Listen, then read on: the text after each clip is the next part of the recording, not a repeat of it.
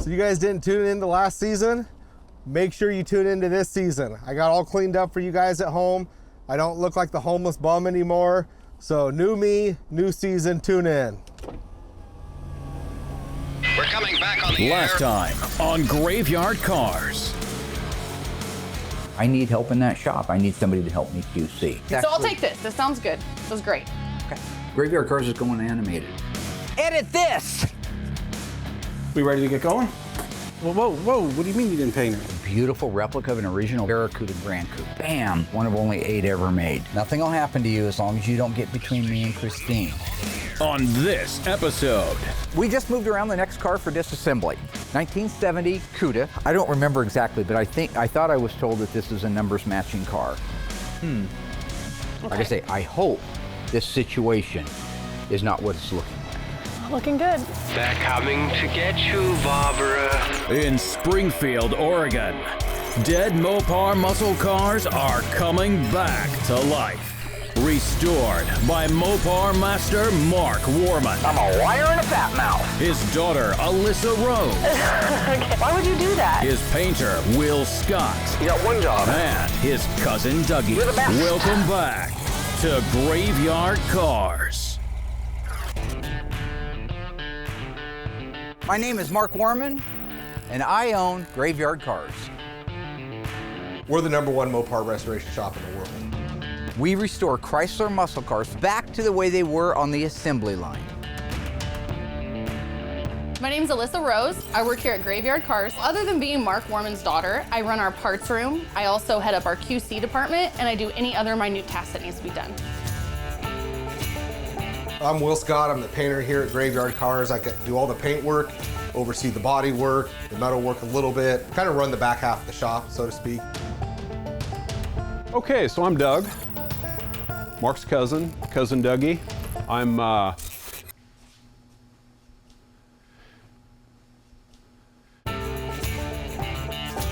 name is Justin Jesdahl. I work here at Graveyard Carz, and I am the assembly tech.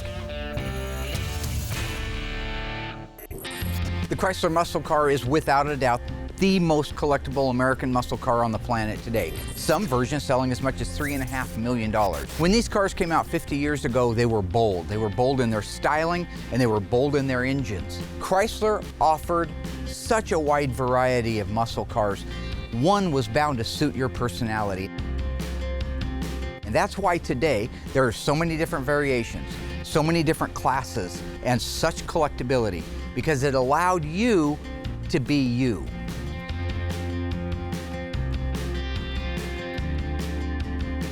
They were so crazy back in the day, you know, with their ideas, their color schemes, the packages they put together. Nobody else came close to it. They're just so unique in every aspect, and just the engines, you know, the historic 426 Hemi, the 440 Magnums. Just the sounds of these cars alone are they're just awesome. We stopped making cars cool in the 80s. I don't know why we did that, but we did. The style lines, the colors, the thought that went from the front to the back of the car, they didn't miss a beat. Everything today looks like a rental car. It looks the same. There's no body lines, there's no style, it's black, white, or red. Back in the 70s, that's not how it was. It was fun and it was cool.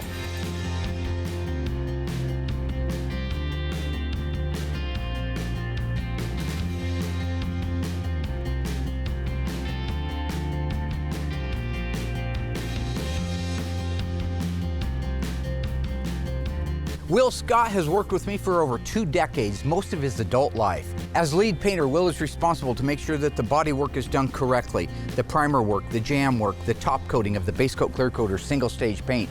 Everything has to be perfect before it can get moved over to the assembly shop. When that car does roll from the paint shop into the assembly shop, each and every time is my proudest moment. Will does a great job and he's part of our family. Justin is our lead assembly technician. His job is to put these cars together once they're out of the paint shop. He is in charge of installing all of the exterior trim and ornamentation on the cars, assembling the interior including the dash assembly, installing and plumbing out the engine, transmission, and rear end. And the best part of his job is when he hands me a set of keys and says, "Mark, that car is ready to go." I do a final QC, I call the customer, and we're heroes.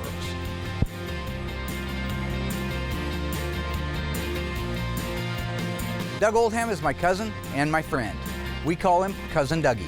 His job is to rebuild, assemble, and detail to OEM standards the engine, transmission, rear axle assembly, drive shaft, and front suspension. And I can tell you, after 35 years of employing technicians, he is the best one I've ever worked with. I trust him with my cars. I would trust him with my life. Alyssa Rose is my daughter, and she works with me side by side at Graveyard Carz. Alyssa has multiple responsibilities. To make sure that all of the parts are here to restore a car and that they are correct is only one of her many jobs. She also has to do quality control. Her job is to make sure that these guys do their job.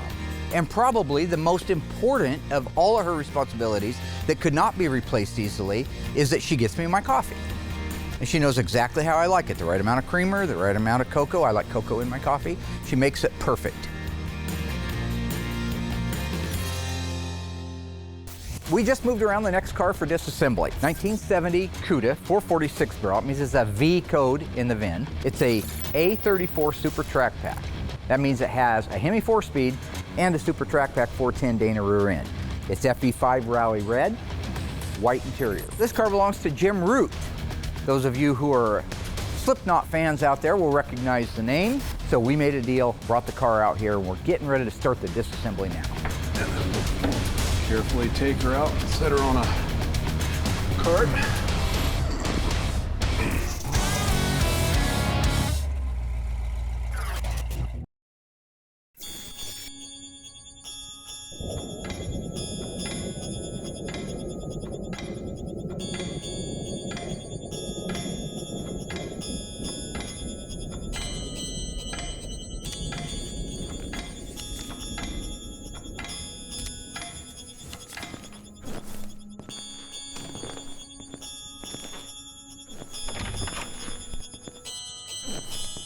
Do you think they'll come, sir?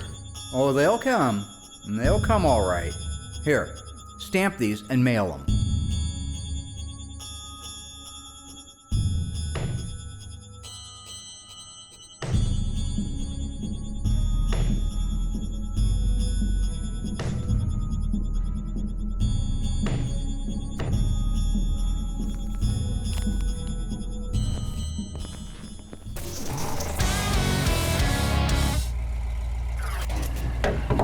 Eli, did you notice these Allen screws holding the wiper arms in?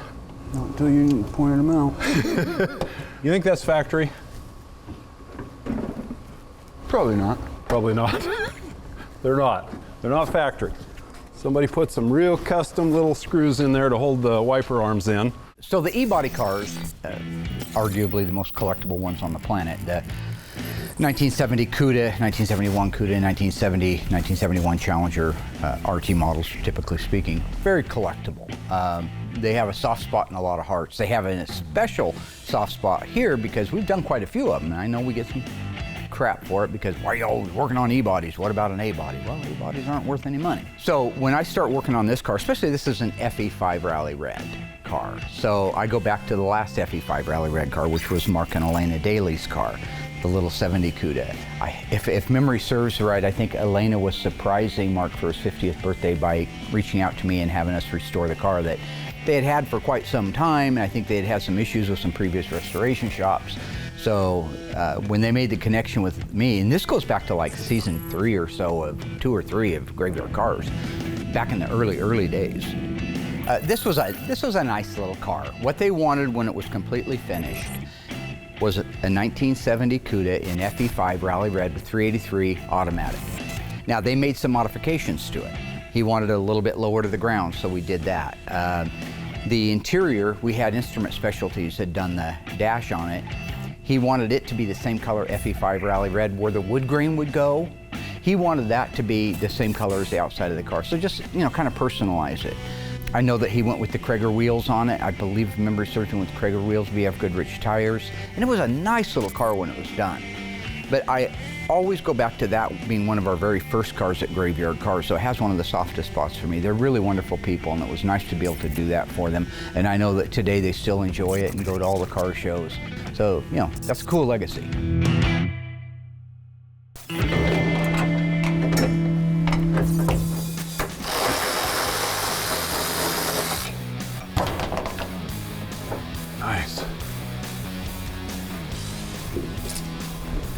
I'm having a pretty special day today, taking apart one of my very favorite cars, 70 Barracuda 446 pack.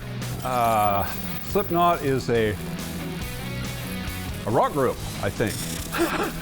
I have never heard their music, honestly. What kind of music do you like to do? Ah, boy. 70s, 80s rock and roll. Eli, I think, was over my shoulder all the time. Anytime I was taking anything apart, working on it, he was right there with me. And he's a natural. Great mechanic. Showed up the old man, didn't you, Eli? Huh? Nothing. See if we can't rock our wipers off here. Just kind of pull up on them, rock them back and forth a little bit. Is that a strongman job, Doug? Takes a little bit of technique. Barracuda wipers have an unusual second arm that gives them their transition across the windshield. So, yeah, almost like a peace sign, huh? Some of the shiny little screws holding the wiper arms in. That's not factory correct? No, sir. They're pretty, though. I like them. Oh, yeah, yeah. All right. Very nice. Look how nice the padding is in the back of this thing. This has been restored. This stuff is just like new. Yeah, I think it's been restored once.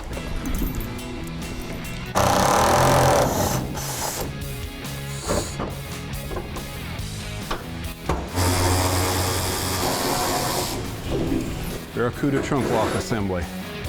All in one piece. Yeah. Okay, so this car has obviously been restored one time. And since it hasn't been that many years since it was done, it's a lot easier to work on something like this because everything is still pretty fresh compared to most of the original cars that we work on, which have been sitting for, I lost track how many years. Those are hard to work on. Everything's rusted really bad. And this stuff's pretty fresh. So this is kind of nice.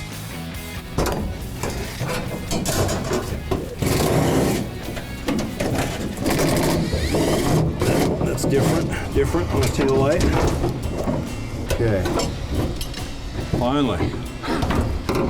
Screws. So much trouble. Oh, the fasteners were all different sizes. Custom again. Here we go.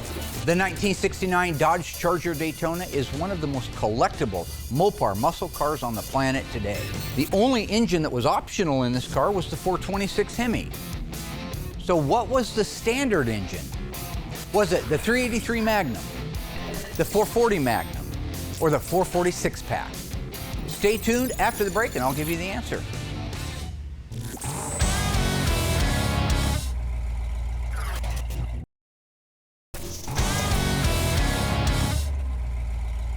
All right, folks, how did you do on that one? What was the standard engine in our Charger Daytona? Was it the 383, the 440, the 446 pack? To get the answer, we're going to do a little history. The 1969 Dodge Charger Daytona was based on a 1969 Dodge Charger RT, and that 1969 Dodge Charger RT had a standard 440 Magnum. It means that our Daytona Charger had a 440 Magnum as a standard engine, with the Hemi being the only option. The 383 Magnum was available in a 69 Dodge Charger that was not an RT, and the 446 pack, even though it was introduced on the Super Bee and the Roadrunner in 1969 and a half, it wasn't an available option on the Dodge Charger until the 1970 model year. If you guys have been watching previous episodes, you should have got that one right. So, like my shirt, it's Evil Knievel. Grew up on that stuff. The guys have been doing real good so far on the disassembly. I've been busy inside working on different cars, so I finally got a break where I can come out and look at the car. I feel like when somebody sends me a car to restore, if it's not a tribute car that we're building for somebody or they already know it's a tribute car, then I don't need to validate it. But I feel like it's part of my obligation to the Mopar Society to do my best to make sure that my owner, what they say to me, is accurate. right? They're only repeating what was told to them when they bought the car. So in this case, this is supposed to be a numbers matching original 70 446 barrel 4-speed Super Track Pack FE5 Rally Red. I've been doing this for a long time. I've seen people play with numbers. I've seen people fake cars. It's forgery, right? But unless you really know what you're doing and looking for, it's not that hard to get away with it, especially on the e-bodies. So I'm getting ready to do some validation. I just thought maybe my friends at home might like to watch that.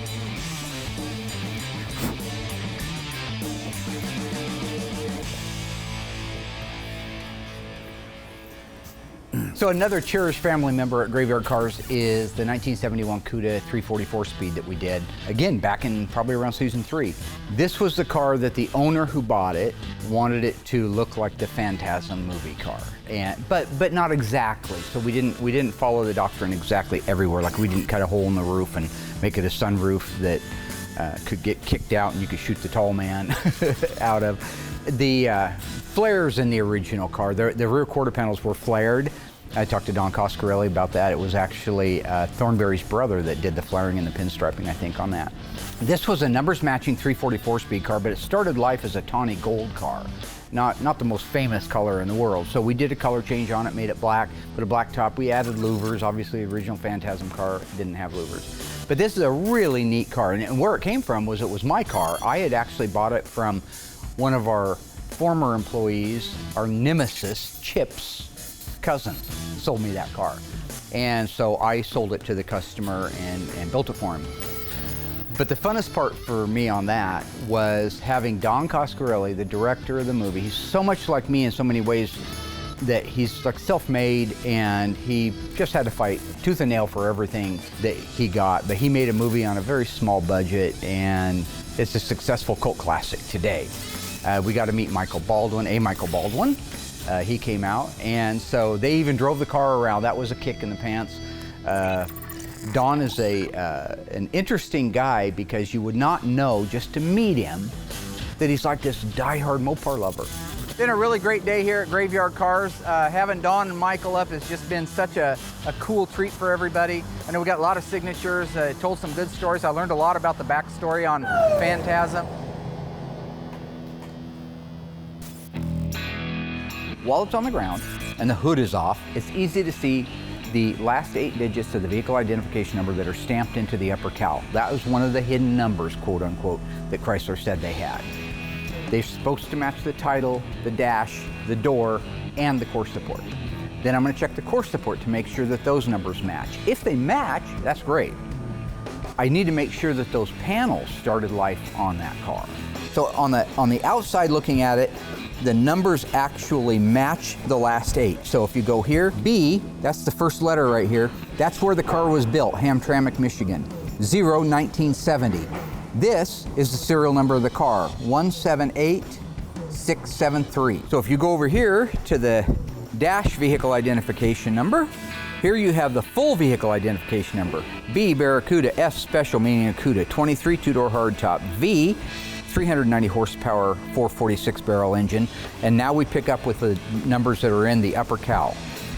0 for 70, B for Hamtramck, 178673.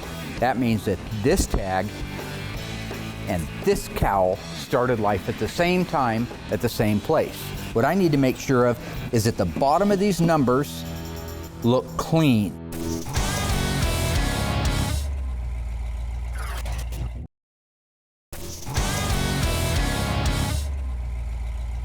What I need to make sure of is that the bottom of these numbers look clean, that there's no evidence anybody's re-stamped the cowl. So I do that with a mirror.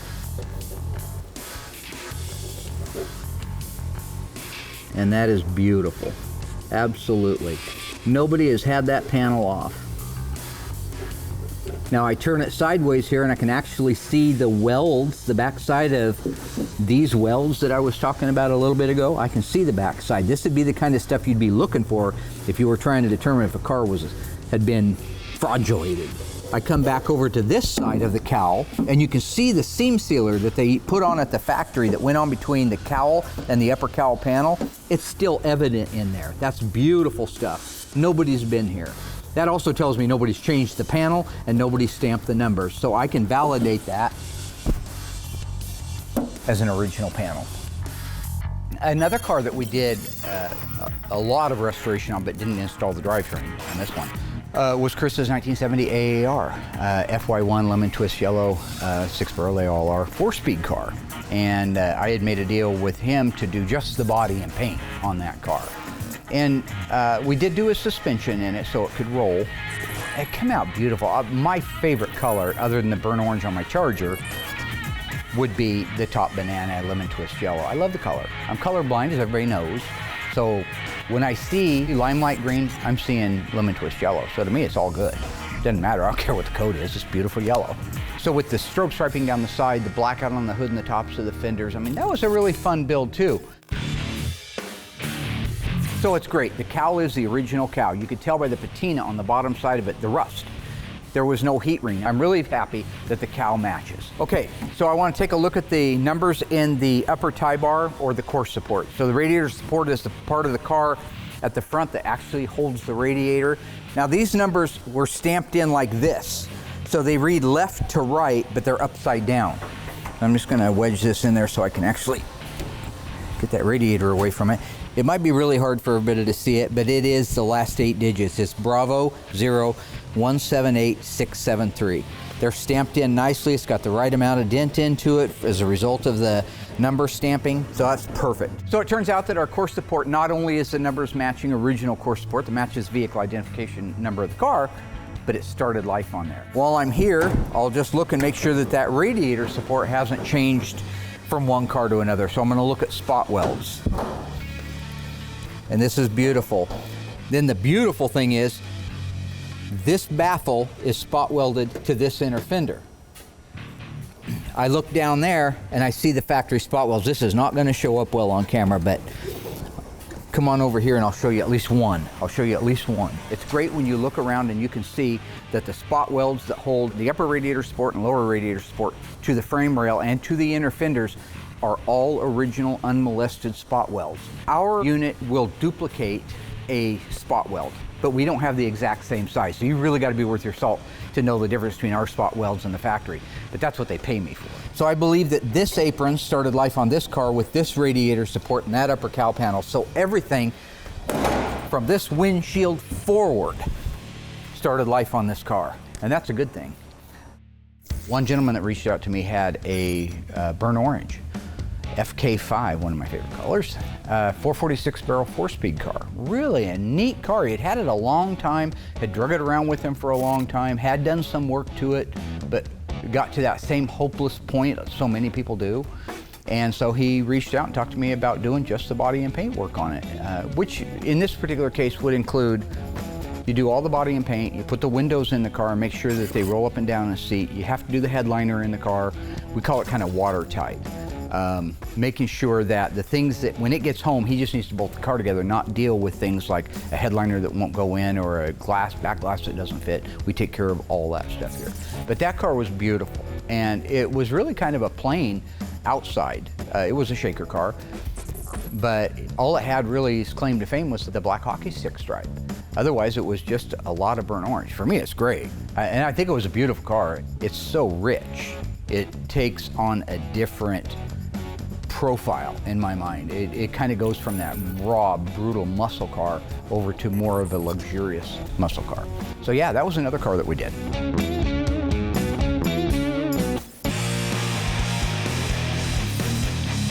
I don't remember exactly, but I thought I was told that this is a numbers matching car, which means the vehicle identification number on the side of the block should match the car.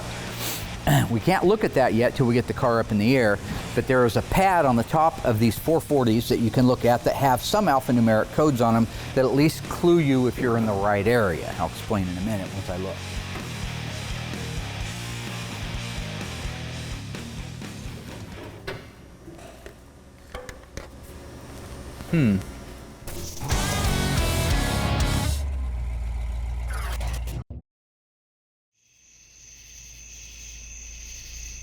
It's ringing. No, wait. It's just a busy signal. Dude, it's me, you idiot.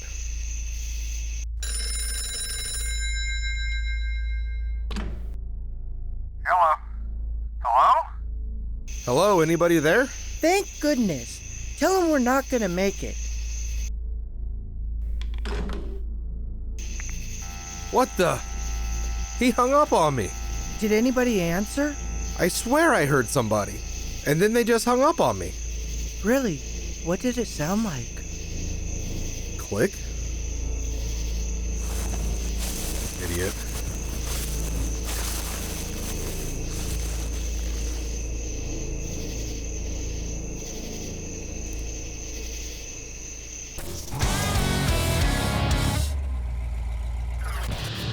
All right, so Doug and Eli got the 1970 CUDA 446 barrel disassembled.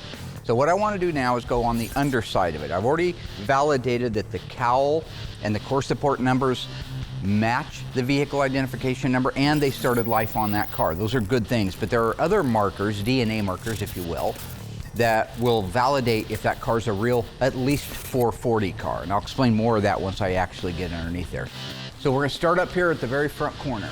So this right here is the piece of steel that makes up the torque box or the subframe connector. It is in place where it should be.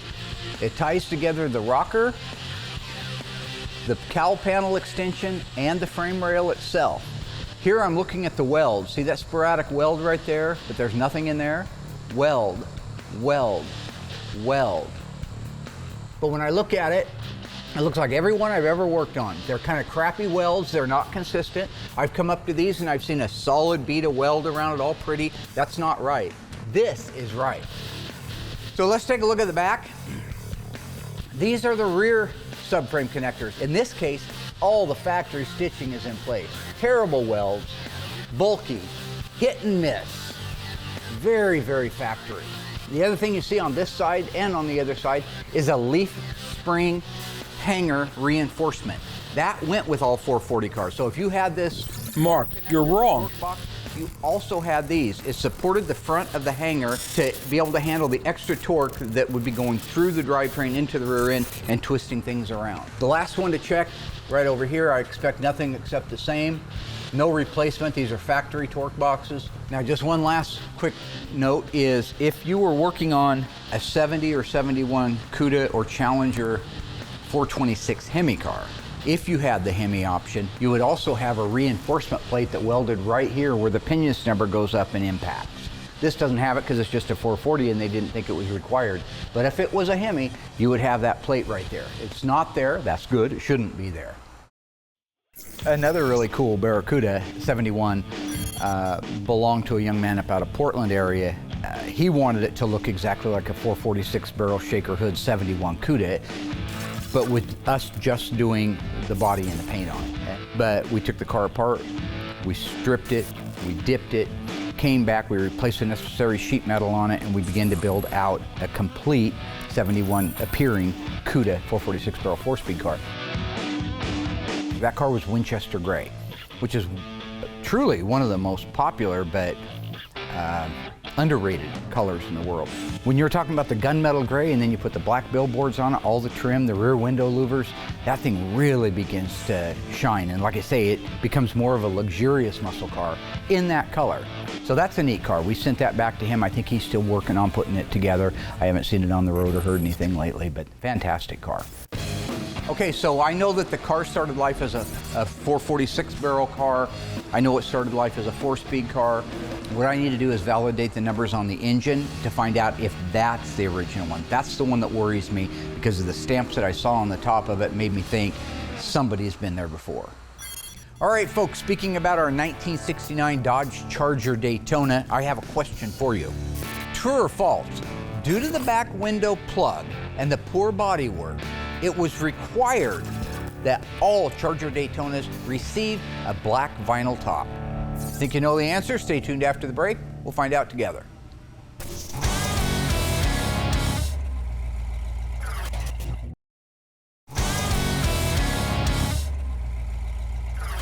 Jim Root is lead guitarist for the group Slipknot. So I also have a 34-year-old son who just loves Slipknot, rock star, and he used to rock out to this music, and he is so envious of Eli and I being able to work on Jim's car, and I mean he is just drooling. He wants to meet this guy so bad. Yeah. Do you think you'll go to any Slipknot concerts with your other son? Me? Yes. Hell yeah. Yeah. Do you ever listen to Slipknot? I have never heard any of his music. Would you like to? Yeah. All right, Doug. All right. This. Thank you. All you gotta do is hit play. Hit play. Hit parade.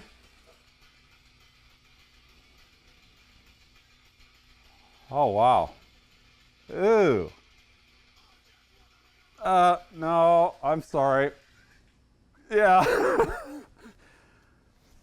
No, I don't think I can do that. No, it's not for everybody.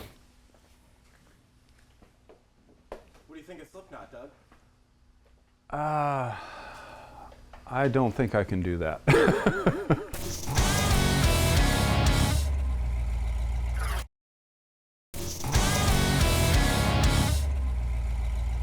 Okay, folks, how did we do on that one? True or false, was a black vinyl top mandatory on all 1969 Charger Daytonas? The answer is false. In fact, the Dodge Charger Daytona never received a vinyl top on it. However, because I threw you a little bit of a slick one there, the Plymouth Superbird, the sister to it, that also has the big wing and the nose cone and back window plug, it was mandatory on that car that they all receive a full black vinyl top to cover the multitude of sins that surrounded the back window plug finish work. So, just so you know, they built 503 Dodge Charger Daytonas and 1,920 of the Plymouth Superbirds. So, rattle this off all day. It means nothing to me. Evel Knievel.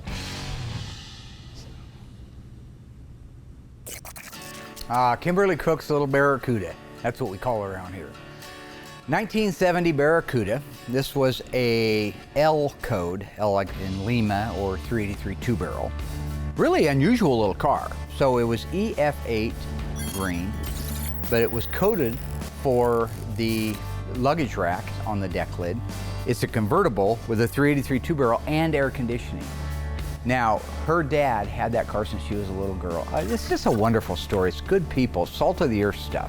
It's kind of stuff that makes me glad I do what I do. Her dad had the car from the time she was growing up until he passed away. And he left it to her, and so that's a family heirloom that's not going anywhere, ever. And so they reached out to me a few years ago, gosh, I bet now it's been 6 years or more, 7 years, and wanted me to restore the car.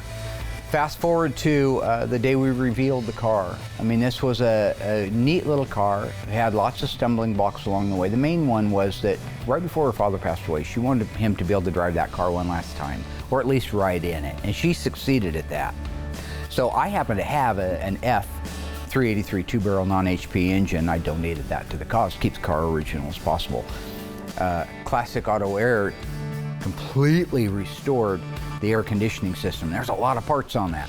And boy, they did a phenomenal job. That thing blew ice cold air when it was done. Instrument Specialties, Mikey, gorgeous job on the instrument cluster. The body and the paint was beautiful. The assembly went well. This was actually the very first car that we ever even had in this building that we're in right now. Unbelievable. Thank you. I'm glad we could do it. I'm speechless. It's gorgeous. It's literally as close to brand new assembly line as it could be.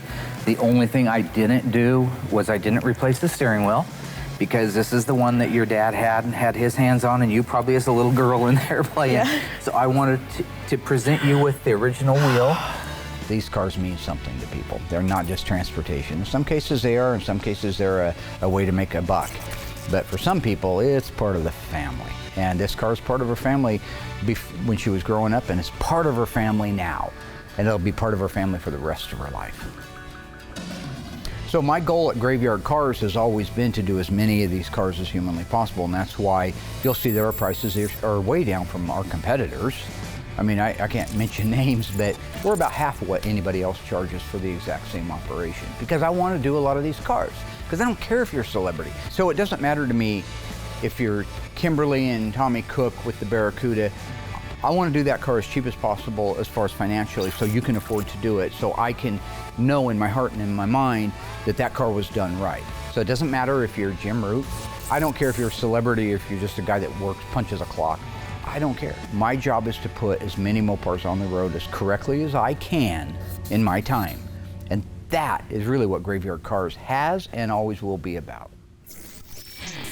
So we know in our 70 CUDA that the body numbers match, the dash VIN is original, all of the torque boxes and body numbers are in place, so we feel good that it's a real live 70 V code 446 barrel CUDA. I didn't like the stamping that I saw on the top of the ID pad, so I had Doug and Eli bring the engine and transmission in. That's what we got over here.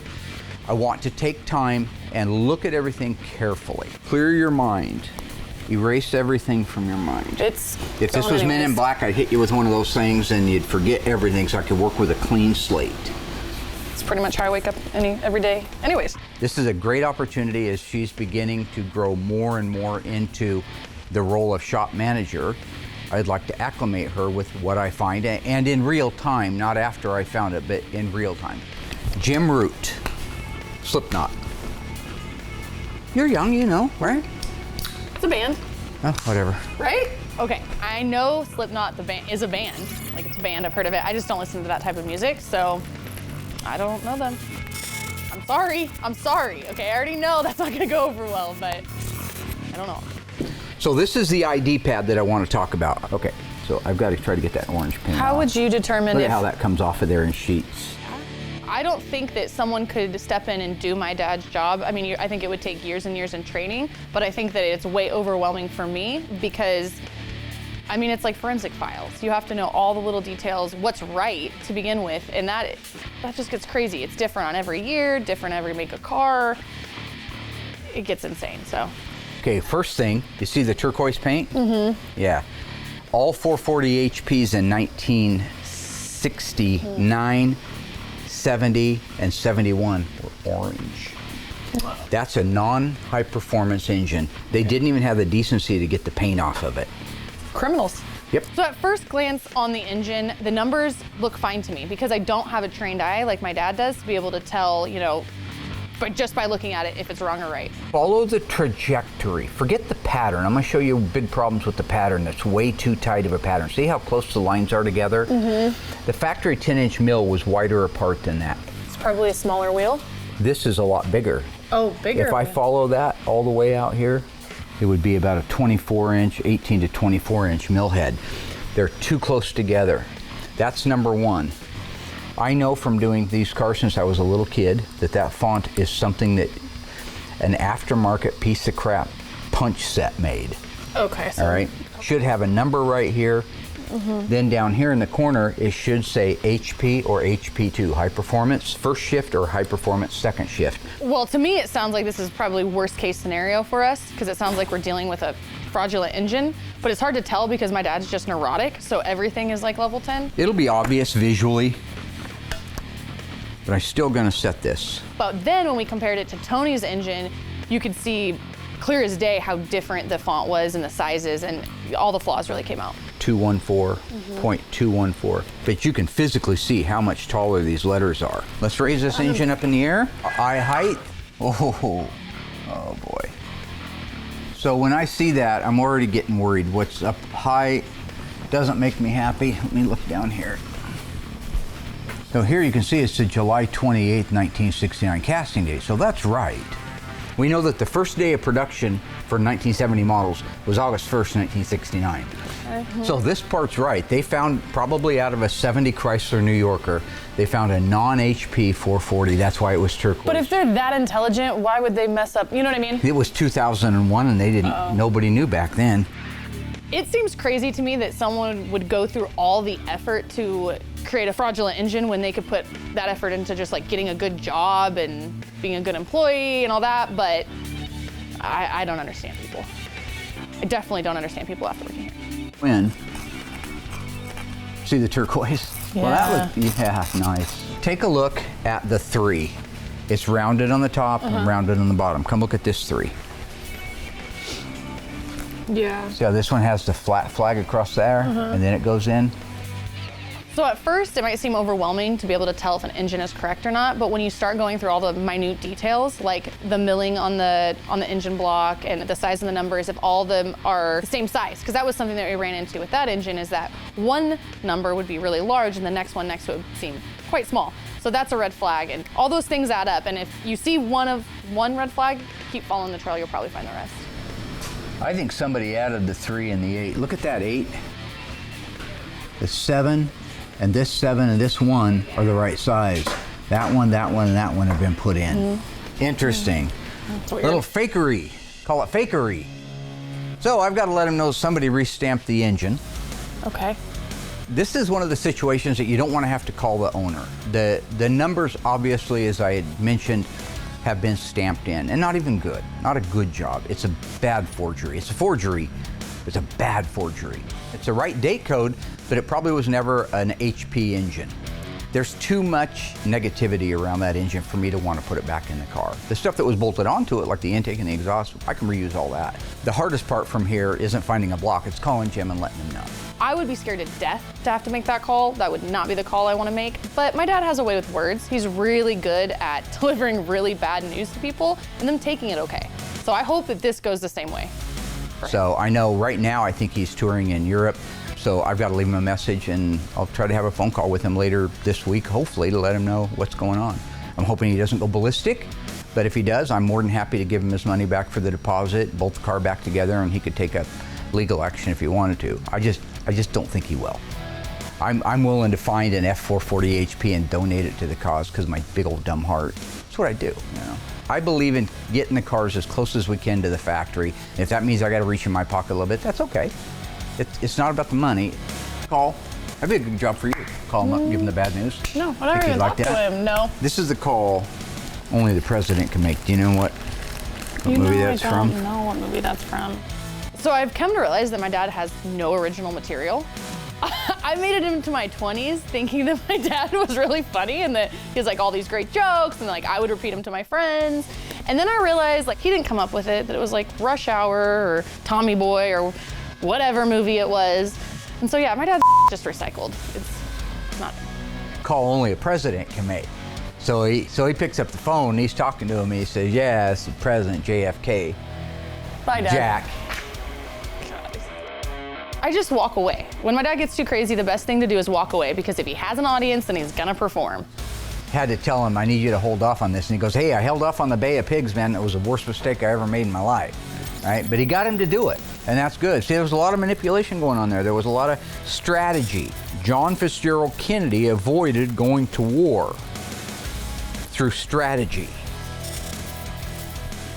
What'd you say? What was the question? Cuba.